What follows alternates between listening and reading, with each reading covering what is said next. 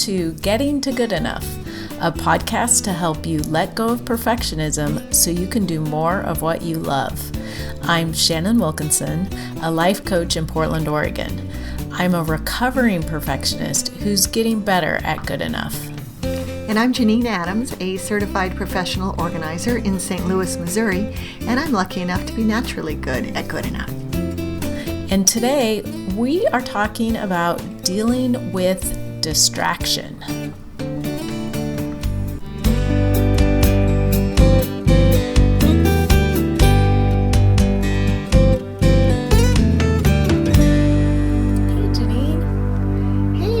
How are you? I'm really well. How are you doing? I'm doing well, although I was just reading a text somebody sent me. Oh, were you you're a little distracted? I did get a text. Actually, my watch just buzzed while you were talking, but I didn't read it. That's really funny because I felt like I was getting too distracted by notifications on my watch, and I think I ended up turning all of them off, and now I don't know how to get them back. Oh, better Google that, huh? Yeah. It's a mystery. It's true. It seems like it would be straightforward, but it doesn't ever respond the way I expect it to. Right, exactly. And I have maybe the opposite problem, which is that I don't know if it's the opposite problem, but I can't turn off a ding if my husband texts me. Right. I can't figure out how to turn it off. And last episode we recorded, he texted me and ding, and I'm like, I tried to type silently, I'm podcasting. Like, I told him I was. He said, can't you turn me off? No! He told me to Google it, and I have Googled it. I don't know what the issue is. But it's generally speaking okay. I like to know when he's trying to reach me. Right. But yeah, these distractions, man. I mean, we've built in so many distractions, I should say, in my life where I'm frequently flitting from one thing to the next, one thought to the next, one task to the next. Yeah, and it ends up, I don't know about you, but when I have days like that, which I do more often than I would like, I feel like I've accomplished nothing. Right. Oh, yeah, I have days. I got to say, it's been a long time since I had a day where I thought I got nothing done. But maybe it's because I blog so frequently and stuff. At least I get something done. But back when I was a writer, however long ago that was, 15 years ago, there were whole days where I got nothing done. And that was practically pre-internet. So I don't know what I was doing. But yeah, I know exactly what you mean. Today I've got I have a very light client week, so I'm looking forward to getting a lot done. And I also noticed that my birthday is in a month. Yes. So I've been spending time, I've been getting distracted by the notion of needing to give Barry a list of gifts because he asked me the other day. So there's this whole world of, boxes that you can get sent, right? Monthly subscription boxes. Yeah. Uh-huh. That I find Bix gets one, so now I want one, and so I've been busy exploring them and trying to decide which box to get. Yes, it's been very distracting today. Yeah. I did manage. I don't want to go too far down this rabbit hole, but I love these box subscriptions. Do you have any idea what kind you're leaning towards? I'm leaning towards pen-related ones. So I think either there's there's one that's for hand lettering that's not just pens, but there's one that's just pens, along those lines. Oh, that's so fun. Yeah. I mean, not like fancy fountain pens. I didn't even know there was a hand lettering one. Oh, yeah. I didn't either till I Googled it. There's more than one, I think. Yeah. So there's lots of options. There's a website. I can't tell you what it's called right now. I don't remember, but I was going to say it's a secret. No, but I don't. I'm resisting the temptation to put my fingers on the keyboard and find it. You see, I'm not going to do that. I think it might be called Case Joy, and I think that's what it is. CaseJoy.com, and it's just all these different subscriptions. It's like an aggregate collector of subscription boxes. Oh, I think. That's awesome. I think that's what it is. Well, yeah. and that's such a fun gift to give. Yeah, I don't even want it for a receive. year. I just want 3 months because I don't need a year. I mean, that's too much stuff. But 3 months would be fun. I mean, Bix has had one his whole life, every month of his whole life. Bark Box. But that's a lot. He goes through those things. Yes, and he truly, truly enjoys them. It's like the highlight of his month. So, and we have apparently unlimited room for dog toys in our house. That's what baskets are for. Exactly. But anyway, that's been my distraction today, and it's been a fun distraction. But I think it had a bit of a effect on my productivity today. Yeah. Yeah. Because even when you're not actually doing anything about it, you're sort of thinking about it. Right. It's a fun thing to think about. Yeah. Yeah. Yeah. Well, and that's interesting that to think about that idea of an open loop, like it's something that's not completed, and how that can be distracting. Oh, that's a really good point. Yeah, I just sort of felt, okay, I put a little list together, give it to Barry, and that loop is closed. Mm-hmm. That feels like that would be a really good thing. I should just, because it could go on forever, this research. And really what I found now is fine. Is great. Better than fine. Yeah. It's you're excited about it. But so, and even if you can't actually take the action to close the loop, like create a list, by the end of the day and give it to Barry, you can put, give a deadline, and that closes the loop for now. Or you can set a time of when you are going to create that list. Mm-hmm. So, like when we're done recording, you'll take 15 minutes, create a list, and do it. And then that closes the loop so you don't have to think about it until then. Right. Yeah, I see what you're saying. Yep, that's a great idea. And the fact is, the list is created. I've been working on the list as I go. I also threw some earrings in. So, but I get your point exactly. And closing the loop. I'm not sure I've encountered that particular phraseology. I like it.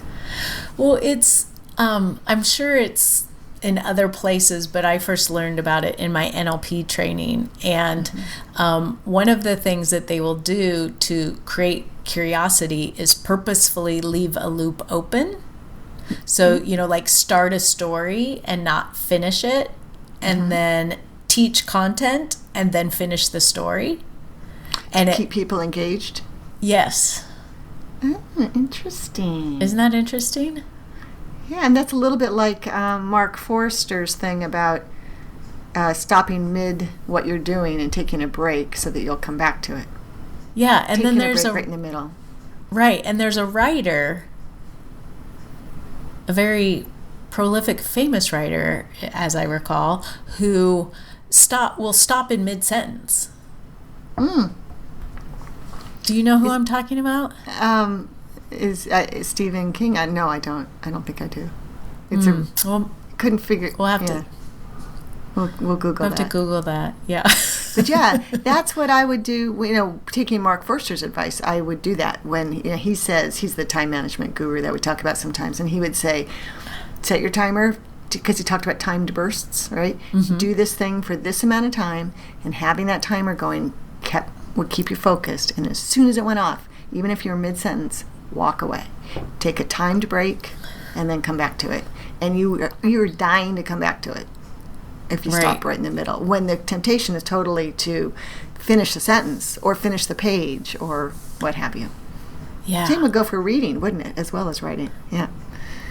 Yeah, except for my problem always is, because I tried this the last time I did NaNoWriMo, which we're going to do again.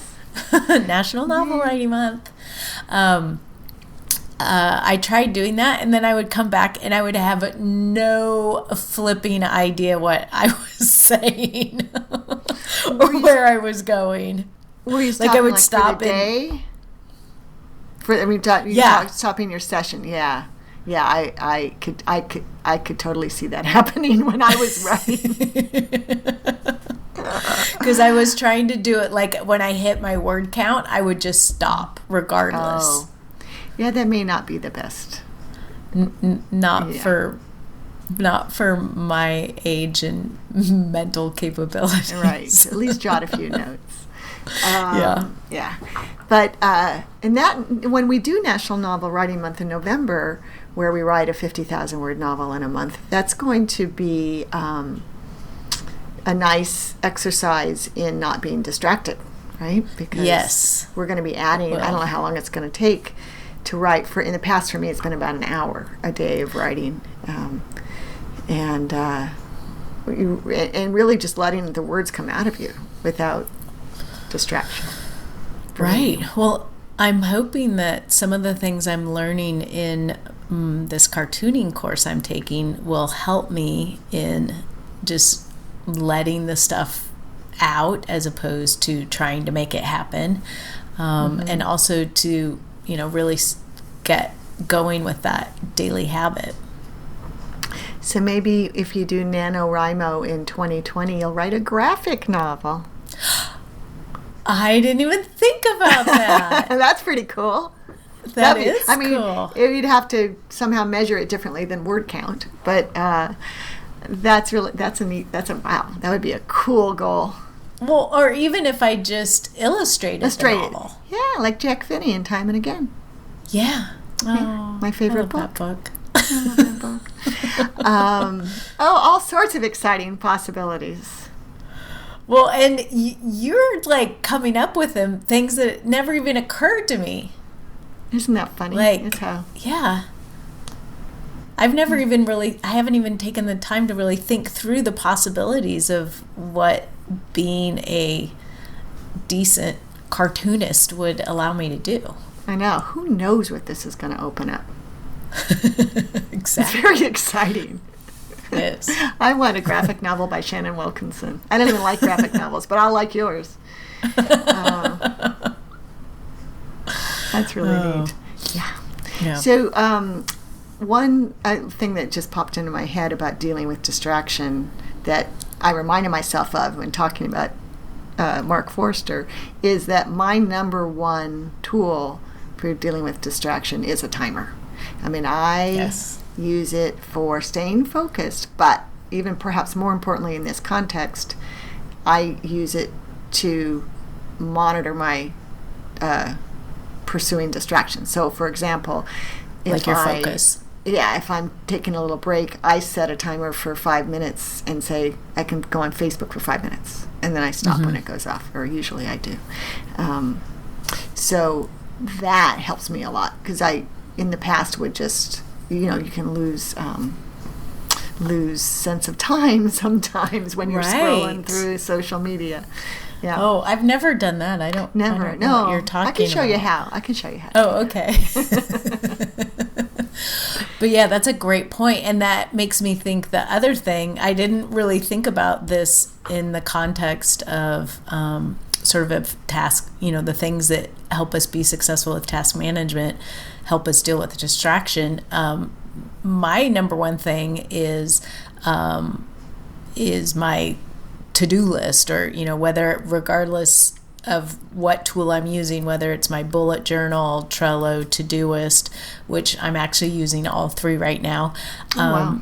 Whatever the thing is that is tempting me to distraction, if it's something that I actually need to come back to, writing it down so that I can relax knowing that I don't have to try to remember to do it is really useful. Oh, wow. Yeah, that's great. That's so funny. It's not where I thought you were going with it. You took a turn I wasn't expecting. I thought you were going to say using your task list to get you back on track. Like, you know what you're supposed to be doing, and so you get distracted and you go back to the task list and look at your list. But what you're saying is you think, oh, I need to make a birthday list for my husband. You put it on your task list so your brain lets it settle, isn't worried about it. And then later you can go looking for your birthday gift. That's great. I think, do you segment those just fun distractions into their own list or anything?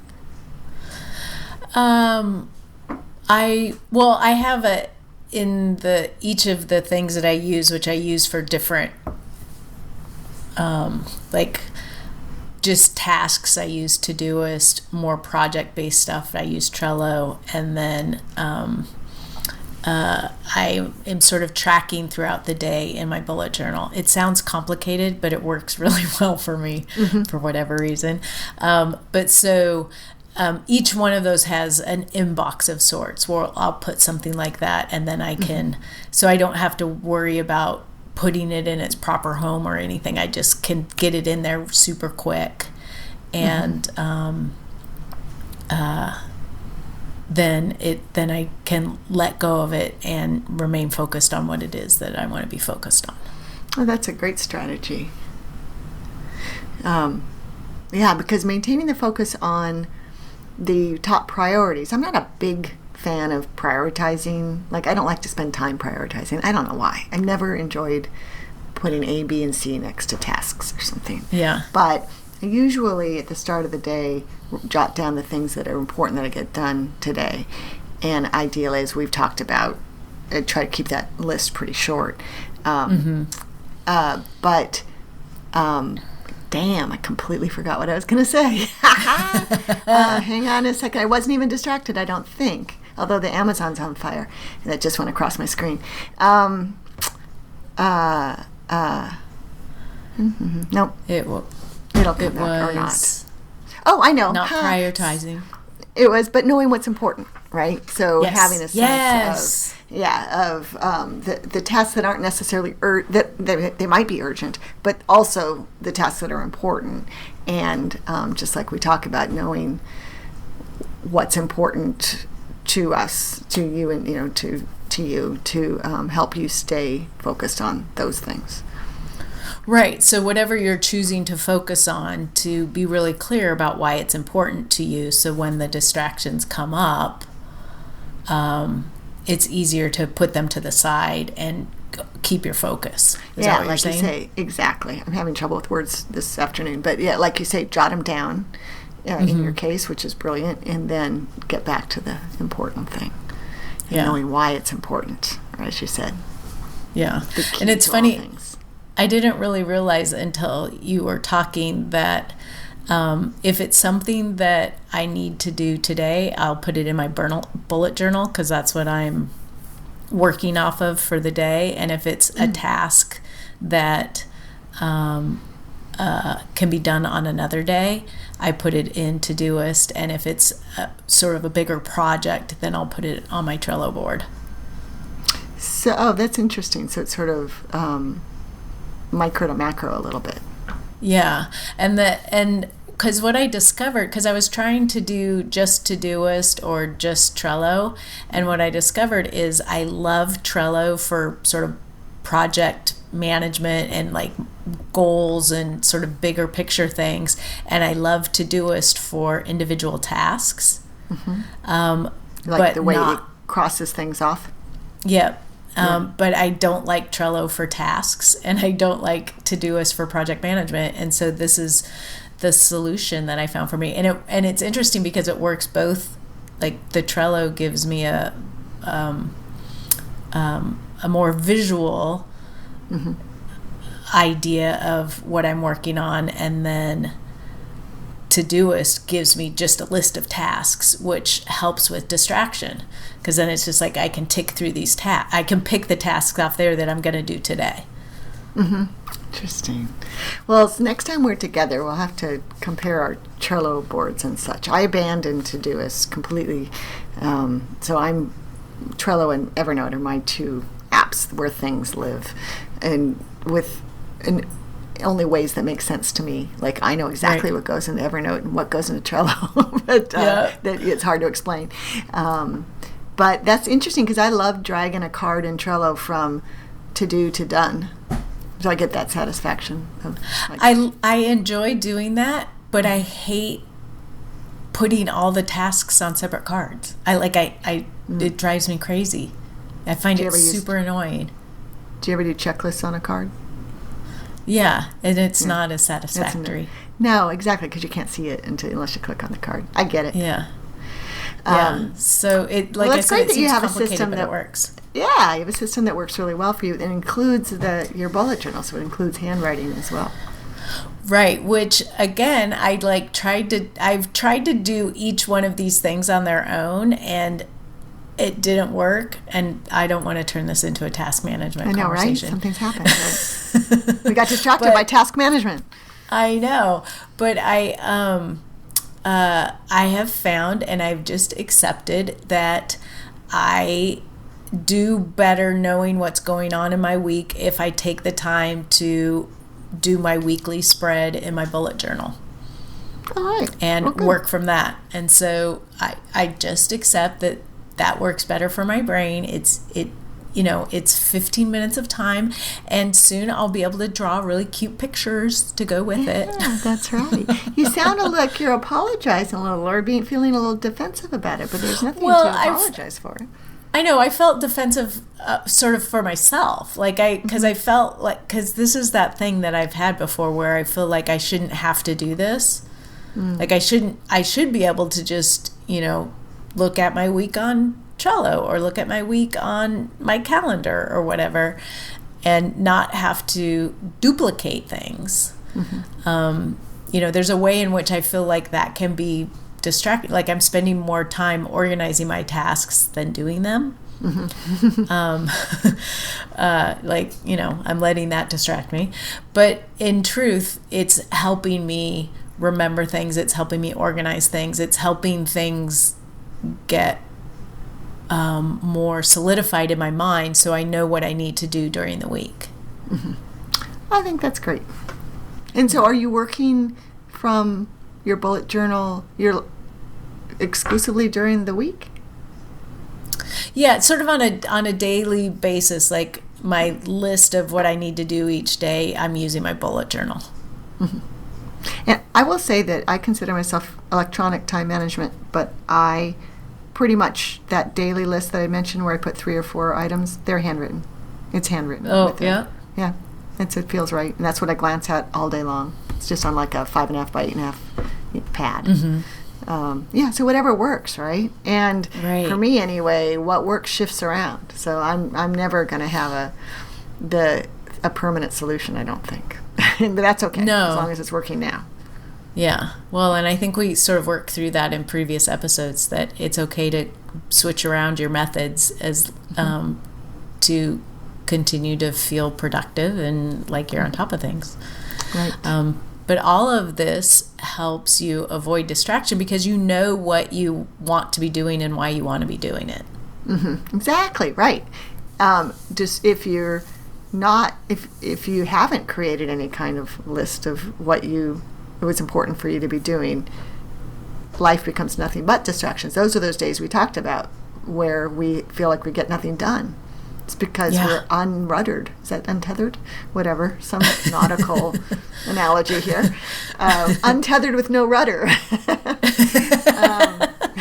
But that they devising some way to keep track of this stuff allows you to have a rudder, I think. And, yes. And as I said, I love your idea of just adding those things, those bright shiny objects to your task list or whatever list, so that you can put them to bed until it's a more appropriate time to look at them.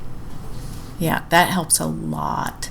And then, there's a lot of things that we can do to minimize distraction when you want to focus, which is hard to do until you make a habit of it. And that is, what we started out talking with: notifications, turning off notifications, silencing notifications, having only the minimum. If you need to take phone calls, then your phone can ring, and see if there are times when you can work with even your ringer off. Don't have the audible tone when you get email. Right. Yeah. Remember, that was so exciting. You've got mail. Got mail. Right. Yeah. But to figure out those notifications so things aren't dinging and buzzing, I was listening to a podcast the other day, and he was talking about being addicted to technology, and how we tend to go to bed with our phones on our nightstand, and then the first thing you do is pick up your phone. And that if that isn't what you want to be doing, or you're finding that isn't really working out the way you want it to, don't rely on willpower. Move your phone away from your nightstand. Set yourself up for success. Yes. Yeah. But he likened it to, if you are an alcoholic and you put a fifth of whiskey or whatever it is you like to drink on your nightstand, and then you wake up in the morning and you see this and you expect to not drink it. Right. It's like it doesn't help. So remove the distractions. Right. That sounds like very good advice. Yeah.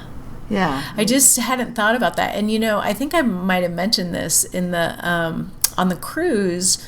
There was only one set of outlets, 2 plugs in the entire room, and they were not anywhere near the bed. And so for those, 8 nights, I didn't have a phone by the bed. So guess what? I didn't wake up and look at my phone every morning. And I think it would be useful if I didn't plug my phone in by my bed. Because I really like that. Think, and it's just... it felt good. That's right. That's what you're saying. It felt good to wake up and not have your phone right there. It felt good to not get on my phone, because it's like, when you were joking earlier about Facebook, it's like, there could be a notification. I click through that. And next thing you know, I've spent a half an hour on Facebook and I'm not even out of bed yet. Oh, wow. Yeah. Yep. I think, well, there you go. So I think one of the easiest ways to deal with distraction is to eliminate it. To reduce the opportunities of things that can distract you. And I think the first step in that is becoming aware of them. I think that something like that, where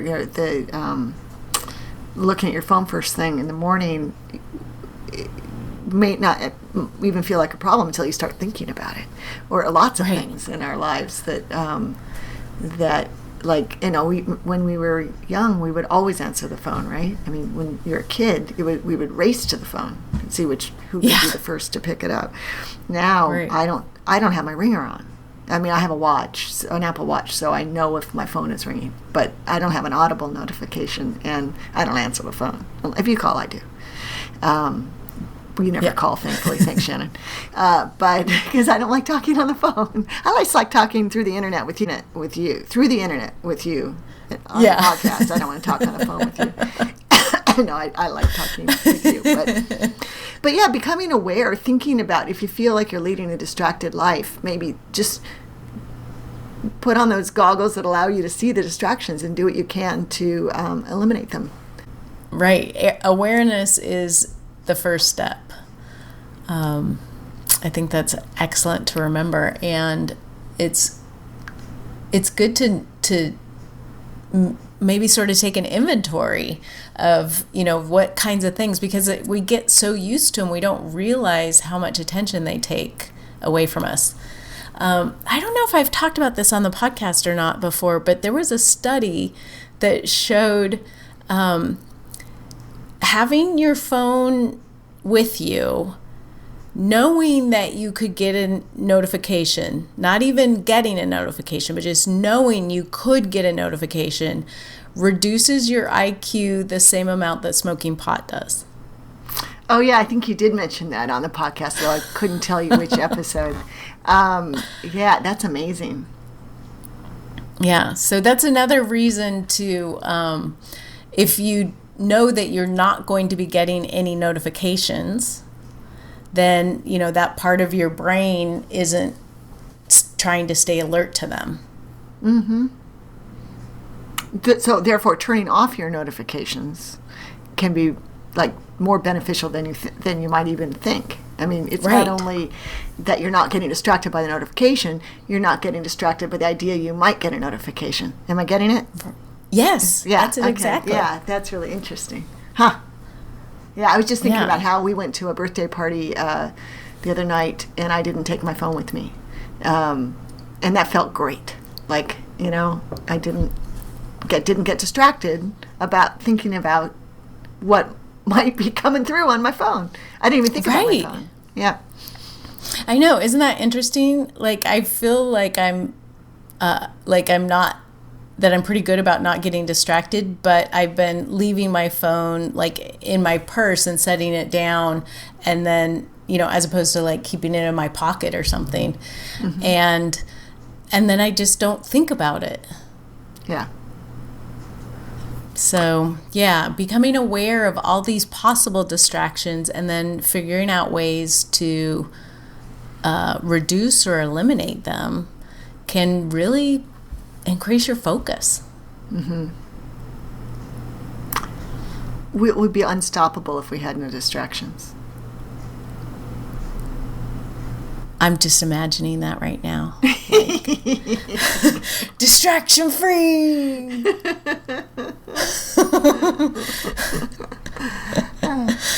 Oh gosh. All right. Well, we want to hear from you.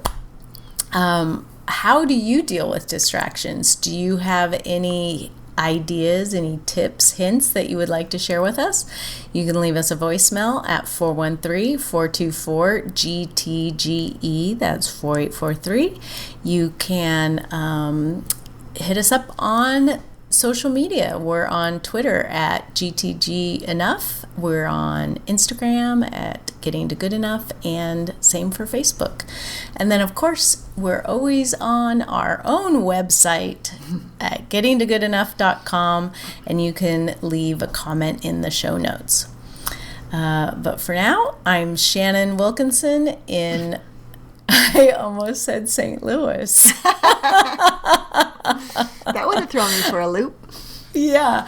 No, I'm still here in Portland, Oregon. And I'm Janine, and I'm in St. Louis, Missouri. At least one of us is. Right. And we hope that good enough is getting easier for you.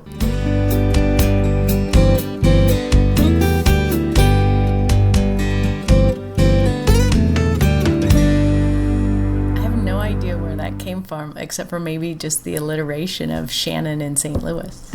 Maybe you're just skipping ahead in your brain to the next sentence. Yeah.